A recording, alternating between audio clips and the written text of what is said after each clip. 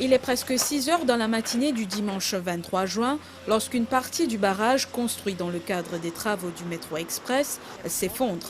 Et c'est dans les plus brefs délais que les autorités concernées ont déployé les grands moyens pour sécuriser les lieux. Il y a un peu de l'eau qui vient couler dans sa place localisée, très localisée. Et que, donc, ça finit créer une érosion qui la terre finit descendre. Je prends toutes les précautions nécessaires. Là, je finis mettre un peu concrète, un peu béton. Je mets ça en layer. C'est-à-dire quand la terre finit descendre avec de l'eau, ce béton qui métal, c'est pour qui agir comme un contrepoids. Ça veut dire à côté, ça va une ferraille que je vais trouver là, pour un mur de soutènement, pour ce qu'on appelle un retaining wall, et qu'il y a une affaire qui est bien solide.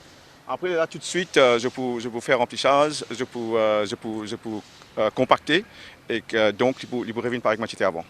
Les officiers du chantier du projet Métro Express à la butte se veulent rassurants. Je tiens à rassurer les résidents autour à la butte que j'ai rencontrés personnellement. Je sais que c'est pas facile, quelques désagréments pendant le chantier, mais ils peuvent être rassurés pour la phase permanente des travaux. Comme vous pouvez voir, c'est impressionnant et ça va même améliorer les conditions ici. Pouvez-vous imaginer, en fait, les fondations descendent jusqu'à 40 mètres pour les piliers. Et hier, on a coulé 370 mètres cubes de béton. Il va y avoir un mur de soutènement qui va renforcer tout le côté de la rue Maupin. Ensuite, il y a un nouveau drain qui est en construction.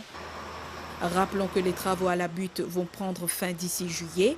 Entre-temps, les autorités soutiennent que les études géotechniques effectuées récemment démontrent que la situation reste sous contrôle.